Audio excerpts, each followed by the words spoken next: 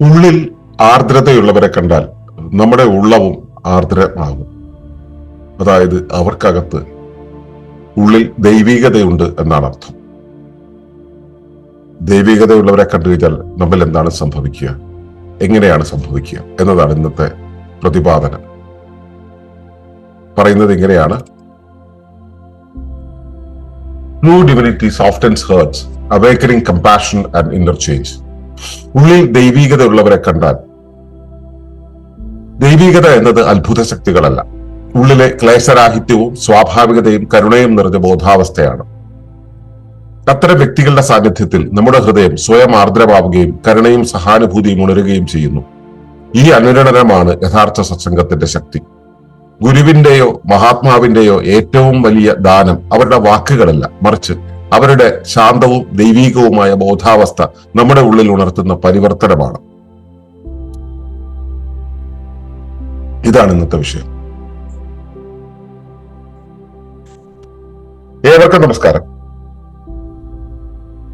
ശുഭകരമാകട്ടെ, ദിനം സന്തോഷകരമാവട്ടെ, സൗഖ്യകരമാകട്ടെ, അനുഭവങ്ങളും അനുഭൂതികളും നമ്മെ ഏവരെയും നയിക്കുമാറാകട്ടെ. ചില ആളുകളുടെ അടുത്തെത്തുമ്പോൾ നമ്മൾ വല്ലാതെ ശാന്തമാവും, വല്ലാതെ സെറ്റിൽഡാവും. ചിലരെത്തുമ്പോൾ നമ്മൾ ഭയങ്കര പ്രക്ഷുബ്ധമാവും. ചിലരെ കണ്ടാൽ മതി, ചിലരെ കേട്ടാൽ മതി, നമുക്ക് ആകെ വയലന്റ് ആവും. ചിലയിടത്തേക്ക് എത്തിയാൽ, ചിലരുടെ മണ്ഡലത്തിലേക്ക് എത്തിയാൽ നമുക്ക് ആകെ പ്രക്ഷുബ്ധത ഉണ്ടാവുന്നത് കാണാൻ കഴിയും. നേരെ തിരിച്ചു നമ്മള് ഇപ്പൊ എനിക്ക് പരിചയമുള്ള ചില ആളുകളുണ്ട്. പിന്നെ സാജൻ, പിന്നെ സോജൻ, അട്ടപ്പാടിയിലെ സാജൻ, മൂന്നാറിലെ സോജൻ, പിന്നെ വർഗീസേട്ടൻ, എന്റെ മാളും, ഇപ്പൊ എന്റെ മക്കളും ഏതാണ്ട് അങ്ങനെ തന്നെയാണ്. ഞങ്ങൾ എവിടെങ്കിലും ചെന്നൊരു പട്ടിയെ കണ്ടു കഴിഞ്ഞാൽ, വമ്പൻ ഭീമന്മാരും ഭീമാകാരന്മാരും ഒക്കെ ആയിരിക്കും, ഭീകരന്മാരും ഒക്കെ ആയിരിക്കും. പക്ഷെ ആ പട്ടികൾ നമ്മുടെ മുന്നിൽ വന്ന് സറണ്ടർ ചെയ്യുന്നു, നമ്മളോട് വളരെ വളരെ അടുത്ത് വരുന്നതോ കാണാൻ പറ്റും. അത് നമ്മുടെ ഉള്ളിൽ അതിനോട് കാണിക്കുന്ന ആ അനുതാപമാണ്, അതിനോടുള്ള സ്നേഹമാണ്, നമ്മുടെ ഉള്ളിലെ ഒരു സെറ്റിൽഡ് സ്റ്റേറ്റ് ആണ്. പട്ടിയെ കാണുമ്പോൾ നമ്മുടെ ഉള്ളിൽ എപ്പോഴും സെറ്റിൽമെന്റ് ഉണ്ടാവണമെന്നൊന്നുമില്ല. പക്ഷെ പട്ടിയെ കാണുന്ന സമയത്ത് നമ്മുടെ ഉള്ളിൽ ഉണ്ടാകുന്ന ഒരു സന്തോഷമില്ലേ, അതിനോടുള്ള ആ ഒരു സ്നേഹമില്ലേ, വാത്സല്യമില്ലേ, ഇതുണ്ടെങ്കിൽ ഇത് പട്ടിക്ക് തിരിച്ചറിയും. പട്ടി നമ്മളോട് വളരെ അനുകൂലമായ രീതിയിലേക്ക് വന്ന് സെറ്റിൽഡ് ആവുന്ന നമുക്ക് കാണാൻ കഴിയും. ഇത് നമ്മൾ അനുഭവിച്ചിട്ടുള്ളതാണ് കേട്ടോ, നമ്മൾ അനുഭവിച്ചു കൊണ്ടിരിക്കുന്നതാണ്. പല വ്യക്തികളും നമ്മുടെ അടുത്തേക്ക് എത്തുമ്പോൾ വളരെ ശാന്തമായി തീരുന്നത് നമുക്ക് കാണാനായിട്ടുണ്ട്. ഇത് നമ്മുടെ ഉള്ളിലെ ആ ശാന്തമായിട്ടുള്ള മെന്റൽ സ്റ്റേറ്റ്, ആ ടർബുലൻസ് ഇല്ലാത്ത ആ മെന്റൽ സ്റ്റേറ്റ് വരുന്നതിന്റെ ഒരു റിഫ്ലക്ഷൻ ആണ് ആ കാണുന്നത്. ഇത് തന്നെ നമ്മൾ കുറച്ചുകൂടി വിപുലമായി നോക്കുകയാണെങ്കിൽ, ഉള്ളിൽ ദൈവികതയുള്ളവരെ കണ്ടു കഴിഞ്ഞാൽ, ഉള്ളിൽ ശാന്തമായ ഒരവസ്ഥയുള്ളവരെ കണ്ടു കഴിഞ്ഞാൽ നമ്മുടെ ഉള്ളം ആർദ്രമാകും. ശരിക്കും ഒരു ഡിവിനിറ്റി ഉള്ള ആളുകളെ കണ്ടു കഴിഞ്ഞാൽ നമ്മുടെ ഉള്ളിൽ ഭയങ്കര ശാന്തമായി തീരും. ചിലപ്പോൾ നമുക്ക് കരച്ചിൽ പോലും വന്നു വരും. ശരിക്കും ഈ ദൈവികത എന്ന് പറയുന്നത് എന്താണ്? അതൊരു അപാരമായ ഭീമാകാരമായ ഒരു ശക്തി പ്രകടനമാണോ? ഒരിക്കലുമല്ല. അത് അവരുടെ സാന്നിധ്യത്തിന്റെ സൗമ്യതയാണ്. നമ്മുടെ അടുത്തെത്തുമ്പോൾ, ഇപ്പോ അമ്മ, നമ്മൾ വയ്യാതെ കിടക്കുന്ന സമയത്ത് അമ്മ അരികിൽ വരുന്ന സമയത്ത് നമുക്ക് ഉണ്ടാവുന്ന ഒരു സെക്യൂരിറ്റി ഇല്ലേ, നമ്മൾ ഉണരൊന്നും വേണ്ട, അറിയാതെ തന്നെ നമ്മൾ ആ സെക്യൂരിറ്റിയുടെ ഫീൽഡിലേക്ക് കയറും അല്ലെ. അതുപോലെ ആ സാന്നിധ്യത്തിന്റെ സൗമ്യതയാണ്. ദൈവികമായിട്ടുള്ള വ്യക്തികളുടെ സമീപം നമ്മുടെ മനസ്സ് സ്വാഭാവികമായി ശാന്തമാവും. നമ്മൾ അത് പ്രത്യേകിച്ചൊന്നും ആലോചിക്കേണ്ട കാര്യമോ ചിന്തിച്ചു കൂട്ടേണ്ട കാര്യമൊന്നുമില്ല. അങ്ങനെയുള്ളവരെ കാണുമ്പോൾ നമ്മുടെ ഉള്ളില് കരുണ, വിനയം തുടങ്ങിയ കാര്യങ്ങൾ പതുക്കെ ഉണരും. അതായത് ഇപ്പൊ നമ്മൾ ഒളിമ്പസ് പറയുന്നതനുസരിച്ച് ഒരു ബോധത്തിന്റെ ഗുണം മറ്റൊരു ബോധത്തിലേക്ക് സംപ്രേഷണം ചെയ്യപ്പെടുമെന്നാണ്. ഒന്നിൽ നിന്നും മറ്റൊന്നിലേക്ക് ട്രാൻസ്ഫർ ചെയ്യും. ബോധത്തിലേക്ക് ട്രാൻസ്ഫർ ചെയ്യും. ഈ ബോധത്തിലുണ്ടോ അത് മറ്റൊന്നിലേക്ക് ട്രാൻസ്ഫർ ചെയ്യും. ശരിക്കും ഒരു വ്യക്തിയുടെ ആത്മവികാസത്തിന്റെ, ഒരു വ്യക്തിയുടെ ബോധത്തിന്റെ ആത്മവികാസത്തിന്റെ ആദ്യ ലക്ഷണം എന്ന് പറയുന്നതാണ് ആർദ്രത എന്ന് പറയുന്നത് അല്ലെ. തന്റെ ശരീരത്തോട് കാണിക്കുന്ന അതേ വികാരം ശരീരത്തിനു വെളിയിലുള്ള മറ്റു ജീവജാലങ്ങളോടും കാണിക്കാനുള്ള കരുണ, ആ കരുണ ഉണ്ടാവുന്ന വെച്ചാൽ തന്റെ ശരീരത്തോട് കാണിക്കുന്ന അതേ ഭാവത്തിൽ മറ്റൊന്നിനെ കാണാൻ കഴിയുന്നു എന്നുള്ളത് കൊണ്ടാണ്. ഇത് ആത്മവികാസത്തിന്റെ ആദ്യ ലക്ഷണമാണ്. അതായത് ഹൃദയം മൃദുവാകുന്ന സമയത്താണ് ഈ പ്രപഞ്ചം മുഴുവൻ വളരെ മൃദുവായ, എല്ലാം പരസ്പരം ഇഴചേർന്ന് നിൽക്കുന്ന ഒരു അവസ്ഥയാണെന്നുള്ള സത്യത്തെ നമ്മൾ മനസ്സിലാക്കുന്നത്, സ്വീകരിക്കപ്പെടുന്നത്. നമ്മൾ ഇന്നലെ പ്രകൃതിയുടെ സത്യത്തെ കുറിച്ച് പറഞ്ഞിരുന്നു. ആ സത്യം എന്തെന്ന് മനസ്സിലാകുന്നത് നമ്മുടെ ഹൃദയം മൃദുവായിരിക്കുമ്പോഴാണ്, തുറന്നിരിക്കുമ്പോഴാണ്. ആത്മവികാസത്തിന്റെ ആദ്യ ലക്ഷണമാണ് അതുമൂലമുണ്ടാവുന്ന ആർദ്രത. അങ്ങനെ ആർദ്രമാകുന്ന സമയത്തും മാത്രമേ നമുക്ക് അപരനിലേക്ക് എന്തും പ്രേഷണം ചെയ്യാൻ കഴിയുള്ളൂ. ആ അപരനിലേക്ക് പ്രേഷണം ചെയ്യുന്ന ആ ഒരവസ്ഥയുടെ ഉറവിടം എന്ന് പറയുന്നത് എന്താണ്? അത് ദൈവീകതയാണെന്നാണ് ഞാൻ ഈ പറഞ്ഞത്. ദൈവികത എന്നല്ല, അത് ക്ലേശരാഹിത്യമാണ്. അത് പലപ്പോഴും ദൈവികതയെ നമ്മൾ മിസ്ഇന്റർപ്രറ്റ് ചെയ്യാറുണ്ട്. അത് അത്ഭുതം കാണിക്കുന്ന ഒരു വലിയ കഴിവാണെന്നുള്ള രീതിയിൽ നമ്മൾ പറയാറുണ്ട്. ഈ മനസ്സിലെ ടർബുലൻസിലെ, അതുപോലെ തന്നെ നമ്മുടെ ഹെസിറ്റേഷൻസ്, നമുക്ക് മറ്റുള്ളവയോടുള്ള അകലം തുടങ്ങിയ കാര്യങ്ങളല്ലേ, ഇതൊന്നുമില്ലാതെ അലിഞ്ഞു നിൽക്കുന്ന ഒരവസ്ഥയാണ് ദൈവികത എന്ന് പറയുന്നത്. മനസ്സ് ക്ലേശരഹിതമായിരിക്കുന്നു. ഈ ക്ലേശരാഹിത്യം എന്ന് പറയുന്നത് നമ്മുടെ ഉള്ളില് ഒരു എന്താ പേര്, ട്രാങ്ക്വിലിറ്റി എന്ന് പറയുന്ന ഒരവസ്ഥ, ശരിക്കും ഒരു സമവാഗത്തിന്റെ ഒരു അവസ്ഥ, ശാന്തിയുടെ സമവാഗത്തിന്റെ ഒരു അവസ്ഥ ഉണ്ടാക്കും. നമുക്ക് ക്ലാരിറ്റി ഉണ്ടാക്കി തരും. നമുക്ക് ഞാൻ മാത്രം എന്ന് പറയുന്ന ഒരു വിശ്വപരത ഉണ്ടാകുമ്പോൾ, ഞാൻ പരതയ്ക്ക് പകരം, വ്യക്തിപരതയ്ക്ക് പകരം ഒരു വിശ്വപരത ഉണ്ടാവുന്ന സമയത്ത് നമ്മുടെ ഉള്ളിൽ ഈ സ്വാർത്ഥതയൊക്കെ ഒഴിവാകും. സ്വാർത്ഥതയാവുന്ന സമയത്ത് ക്ലേശരാഹിത്യവും നമുക്ക് ആ ട്രാങ്ക്വിലിറ്റി അനുഭവപ്പെടാൻ പറ്റും. അഹം ഒതുങ്ങുന്ന സമയത്ത് അവിടെ നമുക്ക് ആ കൃതജ്ഞത എന്നുള്ള സംഭവമായിരിക്കും. എല്ലാത്തിനോടും നമുക്ക് കൃതജ്ഞമായിരിക്കാനുള്ള ഒരവസ്ഥയായിരിക്കും ഉണ്ടാവുക. അപ്പോഴുണ്ടാവുന്ന ആ ഒരു ശാന്തിയുടെ ഒരവസ്ഥയുണ്ട്. എല്ലാം ശാന്തമാകുന്നത്, അത് അഹങ്കാരം കുറഞ്ഞ്, സ്വാർത്ഥത കുറഞ്ഞ്, ക്ലേശം കുറഞ്ഞ്, സംഘർഷം കുറഞ്ഞ്, വിരോധങ്ങൾ കുറഞ്ഞ്, ഇങ്ങനെ ഇരിക്കുന്ന ഒരവസ്ഥയിൽ ആണ് ദൈവീകതയുണ്ട്. ഈ ദൈവീകത എന്നുള്ളത് വിനിമയം ചെയ്യപ്പെടുന്നത് ശാന്തിയുടെ രൂപത്തിലാണ്. നമ്മുടെ ഉള്ളിലുള്ള ശാന്തതയുടെ രൂപത്തിൽ അതിങ്ങനെ നിലനിൽക്കും. ശാന്തതയുടെ രൂപത്തിൽ തന്നെയാണ് അത് വിനിമയം ചെയ്യപ്പെടുന്നത്. നമ്മുടെ ചുറ്റുപാടിലേക്ക് സംപ്രേഷണം ചെയ്യപ്പെടുന്നത് അങ്ങനെയാണ്. ബോധം ബോധത്തിലേക്ക് പ്രേഷണം ചെയ്യപ്പെടുന്നു എന്ന് പറയുന്ന ഒരവസ്ഥ അവിടെ സംഭവിക്കുന്നത് ശാന്തി മറ്റൊന്നിലേക്ക് പകർന്നു കൊടുക്കുന്നു എന്നുള്ളതാണ്. ഇങ്ങനെയുള്ളവരുടെ ഉള്ളിൽ എല്ലാം സഹജമായും സ്വാഭാവികവുമായിട്ടാണ് സംഭവിക്കുക. അവർ അഭിനയിക്കുന്നില്ല, അവർ പച്ചയ്ക്ക് ജീവിക്കുകയാണ് ചെയ്യുക. അവരുടെ ചിന്തയും വാക്കും പ്രവൃത്തിയും ഒരുപോലെ ഇരിക്കും, ചേർന്നിരിക്കും. ലളിതമായിരിക്കും അവരുടെ ലാംഗ്വേജ് എന്ന് പറയുന്നത്, വളരെ സിമ്പിൾ ആയിരിക്കും. ഇത് പ്രകൃതി ധർമ്മത്തോടുള്ള യോജിപ്പ്, ചേർന്നു പോക്കാണ്. പ്രകൃതി ധർമ്മം എന്ന് പറയുമ്പോൾ പ്രകൃതിയിലെ എല്ലാ കാര്യങ്ങളും ഇഴചേർന്ന് പോകണം എന്നുള്ള, എല്ലാം സിമ്പിൾ ആവണം, ലീസ്റ്റ് എഫേർട്ടിൽ മുന്നിയതായിരിക്കണം എന്ന് പറയാറുണ്ട്, അല്ലെ? അവർക്ക് ഈ മനോതലങ്ങൾ എല്ലാം തമ്മിൽ വെവ്വേറെ ആയിരിക്കേണ്ട ഒരവസ്ഥയിൽ ചിന്തിക്കുന്നതുണ്ടോ അത് തന്നെ ആയിരിക്കും വാക്ക്, അത് തന്നെ ആയിരിക്കും പ്രവർത്തിക്കല്, അത് തന്നെ ആയിരിക്കും അവരുടെ ശരീരഘടന എന്ന് പറയുന്നത്. അപ്പൊ ഇവയെല്ലാം ചേർന്നിരിക്കുകയും മറ്റുള്ളവയോട് യോജിച്ചു പോവുകയും ചെയ്യുന്ന ഒരവസ്ഥ. അത് നമ്മുടെ അകത്തുള്ള തലങ്ങളെല്ലാം ക്രമീകരിച്ച് വരുമ്പോൾ നമ്മളും പുറത്തുള്ള തലങ്ങളും ക്രമീകരിക്കപ്പെടുന്ന ഒരവസ്ഥ. ഈ അവസ്ഥയിലാണ് ആ ചേർച്ച ഉണ്ടാവുന്നത്. അതിനെയാണ് യോഗം എന്ന് പറയുക. അങ്ങനെ യോഗത്തിലാകുന്ന ഒരവസ്ഥയാണ് ആത്മസാക്ഷാത്കാരം എന്ന് പറയുക. ഈ സ്വാഭാവികമായ ഒരു എല്ലാം തമ്മിൽ ഇഴചേർന്ന ഒരു അവസ്ഥയുണ്ടല്ലോ, ഇത് തന്നെയാണ് ആത്മസാക്ഷാത്കാരം എന്ന് പറയുന്നത്. അതാണ് ആത്മസാക്ഷാത്കാരം നേടി എന്ന് പറയുന്നതിന്റെ ഒരു അടയാളം എന്ന് പറയുന്നത്. എല്ലാം തമ്മിൽ ചേർന്നിരിക്കുന്ന ഒരവസ്ഥ.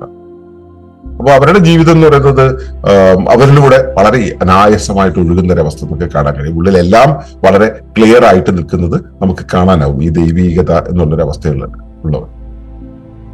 ഇതിന്റെ പ്രധാന എക്സ്പ്രഷൻ ഞാൻ പറഞ്ഞു. അവരുടെ ഉള്ളിൽ ആ കരുണ എന്നുള്ളൊരു ആർദ്രത ഉണ്ടാവും, കരുണയുണ്ടാവും, സഹാനുഭൂതി ഉണ്ടാവും. ഇത് സഹജമായി ഉദിക്കും. പ്രത്യേകിച്ച് ഒരു ജീവിയെ കാണുന്ന സമയത്ത് നീ ഇന്ന വീട്ടിലെയാണോ മറ്റേടത്തെയാണോ അല്ലെ ഇന്ന കാലഘട്ടത്തിലാണോ എന്നൊന്നും ചോദ്യമൊന്നുമില്ല. അവരുടെ ഉള്ളിൽ സഹജമായി ഇതുണ്ടാവും. ഈ കരുണ എന്നുള്ളത് ഒരു എന്താ പറയാ, ആട്രിബ്യൂട്ടഡ് ആയിട്ടുള്ള അല്ലെങ്കിൽ എന്താ പറയാ ബയസ്ഡ് ആയിട്ടുള്ള ഒരു കാര്യമല്ല. അത് നിർബന്ധിതമായിട്ടുള്ള ഒരു സംഭവമല്ല, തനിയെ ഉള്ളിലുണ്ടാവും. മറ്റുള്ളവരുടെ ഒരു വേദന കാണുന്ന സമയത്ത് നമുക്ക് അതിനോട് താല്പര്യം, അതിനായിട്ട് സഹാനുഭൂതി എന്ന് പറയും, സഹ അനുഭൂതി, അതിനോടൊപ്പം ആയിരിക്കുന്ന ഒരവസ്ഥ. ഇത് പ്രത്യേകിച്ച് ഉണ്ടാക്കേണ്ട കാര്യമില്ല. ഇത് ദൈവികത ഉള്ളിലുണ്ടെങ്കിൽ, ആ ക്ലേശരാഹിത്യം ഉള്ളിലുണ്ടെങ്കിൽ സ്വാഭാവികമായി സംഭവിക്കും. ഇത് കുറയുന്ന സമയത്ത് നമ്മുടെ ജഡ്ജ്മെന്റ് കൂടുന്നത്. ദൈവികത വളരുന്ന സമയത്ത് സ്വാഭാവികമായി ജഡ്ജ്മെന്റ് ഇങ്ങനെ കുറയും. മറ്റൊന്നിനെ ജഡ്ജ് ചെയ്യില്ല. ഇപ്പൊ ഗുരു ശിഷ്യനെ ജഡ്ജ് ചെയ്യുക, ഗുരു ശിഷ്യനെ എവാലുവേറ്റ് ചെയ്യും, അവിടെ ജഡ്ജ്മെന്റ് ഇല്ല. അതേസമയം ഒരു വ്യക്തി മറ്റൊരാളെ ജഡ്ജ് ചെയ്യാണ് ചെയ്യുക. അപ്പോ ഇപ്പോ ഈ കരുണ എന്ന് പറയുന്ന ഒരവസ്ഥയുണ്ടല്ലോ, ഈ കരുണ എന്നൊരവസ്ഥയിൽ നമ്മൾ ബിഹേവ് ചെയ്യുന്നുണ്ടെങ്കിൽ അത് പലരും കരുണ പ്രകടിപ്പിക്കുന്നത് കടമയുടെ ഭാഗമായിട്ട്. എനിക്ക് വരുമാനമുണ്ട്, ആ വരുമാനത്തിന്റെ ഇത്ര ശതമാനം ഞാൻ ദാനം ചെയ്തിരിക്കണം, എന്നാലും അന്ത്യനാളിൽ എനിക്ക് അതുകൊണ്ട് പ്രയോജനം ഉണ്ടാവുള്ളൂ എന്ന് പറഞ്ഞിട്ട് കടമ ചെയ്യുന്ന ഒരവസ്ഥയുണ്ട്. ദൈവികത ഉണ്ടെങ്കിൽ അത് അങ്ങനെയല്ല. ഇങ്ങനൊരു ഒരു ഒരു ഒരാൾക്ക് കൊടുക്കുക എന്നുള്ള കാര്യത്തിൽ ഉള്ളിൽ നിന്നും പ്രത്യേകിച്ച് കണക്കൊന്നും ഉണ്ടാവില്ല, അതങ്ങ് കൊടുക്കും, സ്വാഭാവിക സംഭവം. സർവ്വ ജീവജാലങ്ങളോടും സമത്വം ഫീൽ ചെയ്യും, സമമായിട്ടുള്ള ഒരു തരം ആദരവ് ഉണ്ടായി വരും.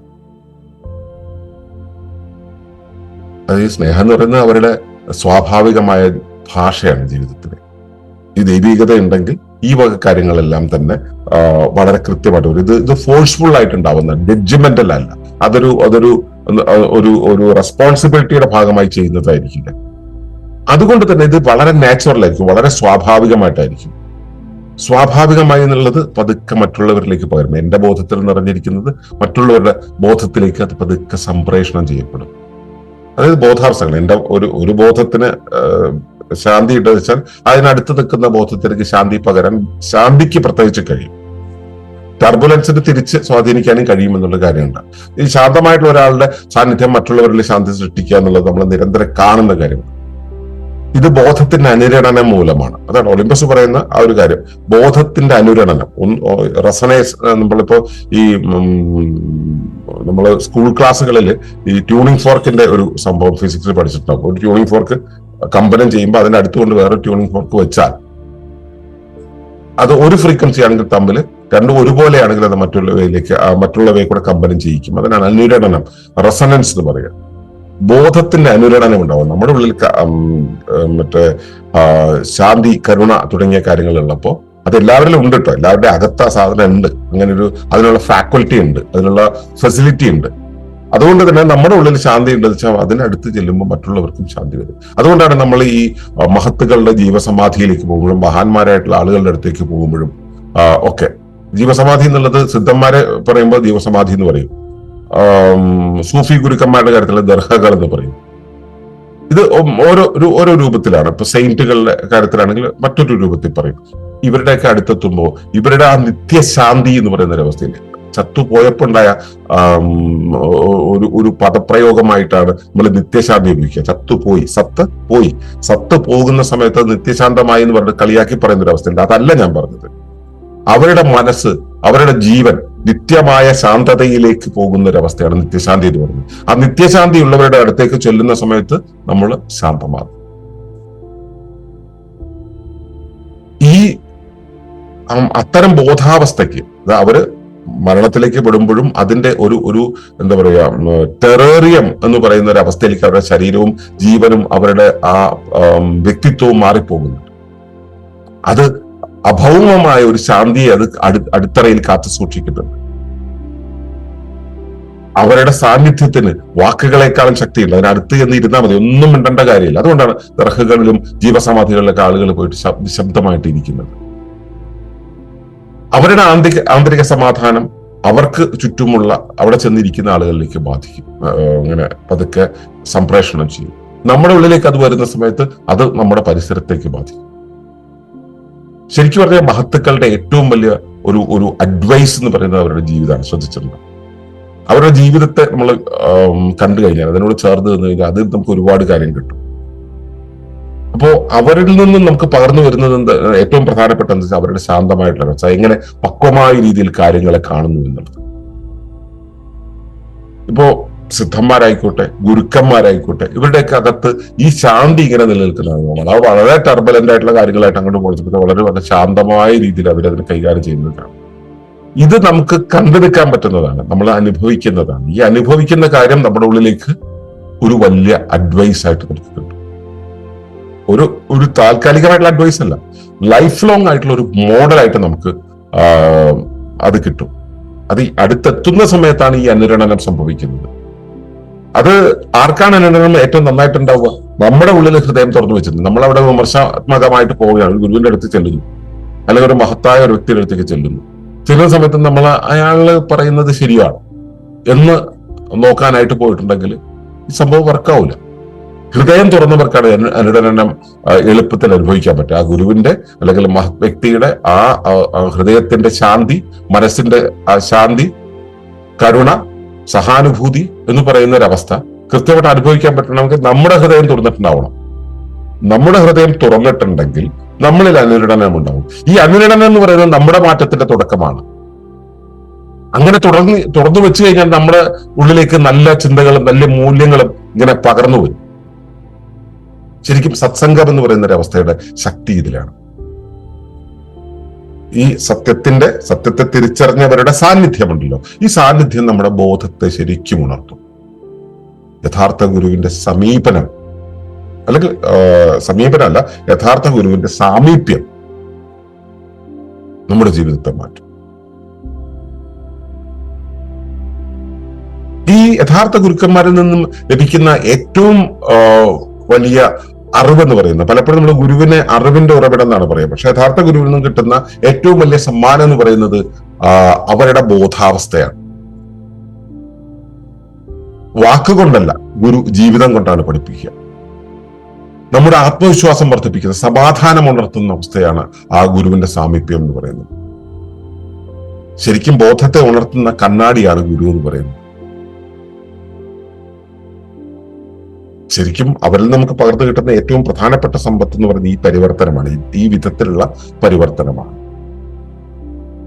അങ്ങനെ ശരിക്കും പറഞ്ഞ ഗുരുവിന്റെ മഹത്വം നമ്മളിൽ പ്രത്യക്ഷമാകുന്നത് നമ്മൾ ഈ അനുരണനത്തിലൂടെ വന്ന് നമ്മുടെ ഉള്ളിലേക്ക് അറിവ് സംപ്രേഷണം ചെയ്യപ്പെട്ട് നമ്മൾ സ്വതന്ത്രമാകുന്നതാണ്. അതായത് ശിഷ്യന്റെ സ്വാതന്ത്ര്യമാണ്, ആ അനുയായിയുടെ സ്വാതന്ത്ര്യമാണ്, സ്വതന്ത്രമാകലാണ്, ലിബറേഷനാണ് സത്യത്തിൽ ഗുരുവിന്റെ മഹത്വം എന്ന് പറയുന്നത്.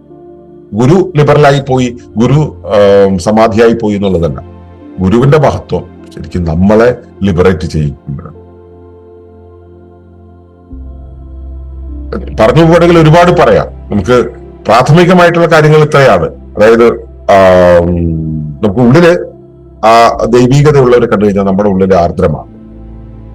ഈ ദൈവികത എന്ന് പറയുന്നത് ക്ലേശരാഹിത്യം. ഉള്ളിൽ എല്ലാം സഹജമായും സ്വാഭാവികമായിട്ടും അവർക്ക് സംഭവിക്കും. അതിനോട് അടുത്ത് ചെന്നു കഴിഞ്ഞാൽ നമ്മളിൽ മാറ്റം ഉണ്ടാവും. അവരുടെ ഉള്ളിൽ കരുണയും സഹാനുഭൂതിയും സഹജമായി ഉദിക്കുന്നതാണ്. അവരുടെ സാന്നിധ്യം മറ്റുള്ളവരിലേക്കെല്ലാം കൃത്യമായി സംപ്രേഷണം ചെയ്യപ്പെടുന്നുണ്ട്. അതിനടുത്തെത്തുന്നവര് യോഗ്യരാണെങ്കിൽ അത് അനുരണനം ചെയ്യപ്പെടും. നമുക്ക് അവരിൽ നിന്നും കിട്ടുന്ന ഏറ്റവും വലിയ ആ ഒരു ഗിഫ്റ്റ് എന്ന് പറയുന്നത് നമുക്ക് അവരനുഭവിക്കുന്ന ആ ശാന്തിയാണ്, അതിന്റെ ബോധാവസ്ഥയാണ്. നിങ്ങളിൽ അത്തരമൊരു ശാന്തി കണ്ടെത്താൻ നിങ്ങൾക്ക് പറ്റുന്നുണ്ടോ? നിങ്ങൾക്ക് അത്തരമൊരു അനുരണനത്തിന്റെ മണ്ഡലത്തിൽ ചെന്ന് നിൽക്കാൻ കഴിഞ്ഞിട്ടുണ്ടോ? ഇത് പരിശോധിക്കുക. ഉണ്ടെങ്കിൽ അത് നിങ്ങളുടെ ജീവിതത്തെ നയിക്കാനുള്ള ഒരു നല്ല മാർഗമായി മാറട്ടെ എന്ന് പ്രാർത്ഥിച്ചുകൊണ്ട് നിർത്തുന്നു. നന്ദി, നമസ്കാരം. തുടർന്ന് കാണുന്നതിന് മുമ്പായി ഈ വിഷയം ഇഷ്ടമായെങ്കിൽ ഒന്ന് ലൈക്ക് ചെയ്യുക, കമന്റ് ചെയ്യുക, ഷെയർ ചെയ്യുക. നിങ്ങൾ പ്രകൃതിയെ ഇഷ്ടപ്പെടുന്നുവെങ്കിൽ ഈ ചാനൽ ഒന്ന് സബ്സ്ക്രൈബ് ചെയ്യുക.